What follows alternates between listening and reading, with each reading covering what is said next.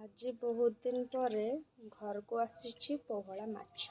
ତ କଥାଟା ଏଇଆ କି ମୋତେ ଗୋଟା ମାଛ ଭଜା ଖାଇବା ପାଇଁ ବହୁତ ଭଲ ଲାଗେ, ଖାସ୍ କରି ଏଇ ସାଇଜ୍ର ମାଛ ଗୁଡ଼ାକ। ତ ମୁଁ ବହୁତ ଦିନରୁ ବାପାଙ୍କୁ କହୁଛି ଏଇ ମାଛ ଆଣିଦେବା ପାଇଁ। ଆଜି ଯେହେତୁ ବାପାଙ୍କର ଡ୍ୟୁଟି ଛୁଟି ଅଛି, ସେଥିପାଇଁ ସେ ସକାଳୁ ସକାଳୁ ଉଠିକି ରେଡ଼ି ହେଇକି ଯାଇକି ପୋହଳା ମାଛ ନେଇକି ଆସିଲେ। ତାକୁ ଭଲସେ ଧୁଆଧୁଇ କରିକି ମାଛ ଭାଜିବା ପାଇଁ ରେଡ଼ି କରି ମସଲା ବେସର ଦେଇକି ମମି ତାକୁ ଘୋଡ଼େଇକି ଭଲସେ ଭାଜି ଦେଲେ। ମୁଁ ଏଠି ଭୃସଙ୍ଗା ପତ୍ର ଦେଇଦେଲି, ବିକଜ ମୋତେ ଟିକେ ମାଛ ଭଜାରେ ଭୃସଙ୍ଗା ପତ୍ର ଦେଇକି ଖାଇଲେ ଭଲ ଲାଗେ। ହଁ, କିଛି ଜଣଙ୍କୁ ଭଲ ନ ଲାଗିପାରେ, କିଛି ଜଣଙ୍କୁ ଭଲ ବି ଲାଗେ, ତ ମୋତେ ଭଲ ଲାଗେ, ମୁଁ ସେଥିପାଇଁ ଆଡ଼୍ କରିଥିଲି। ତାପରେ ଆମେ ଭାଇ ଭଉଣୀ ବସି ପଡ଼ିଲୁ ଖାଇବା ପାଇଁ। ଭାତରେ ମୁଁ ଟିକେ ଦହି ଆଡ଼୍ କରିଥିଲି। ଏଇଟା ଆଳୁ ପୋଟଳ ଭଜା, ଆଉ ଶାଗ ତ ପ୍ରାୟ ଆମର ସବୁଦିନ ହୁଏ। ଏଇଟା ତ ପୋହଳା ମାଛ ଭଜା, ଆଉ ଏଇଟା ହେଉଛି ଗୋଟେ ଜହ୍ନି, ଆଳୁ, ଭେଣ୍ଡି, ଦେଶୀ ପିଆଜ, ଟମାଟୋ, ଧନିଆ ପତ୍ର, ରସୁଣ ଆଉ ଗୋଟେ ଲଙ୍କା ନେଇକି ଭଲସେ ଚକଟିକି ଗୋଟେ ଭଲ ପାଗଟେ ବନାଗଲା। ସବୁ ଜିନିଷ ତ ରେଡ଼ି ହେଇଗଲା। ତାପରେ ଆମେ ଭାଇ ଭଉଣୀ ଖୁସିରେ ଖୁସିରେ ଖାଇକି ନିଜ ନିଜର କାମରେ ଲାଗିଗଲୁ। Thanks for watching. ଜୟ ଜଗନ୍ନାଥ, ଜୟ ଶ୍ରୀରାମ।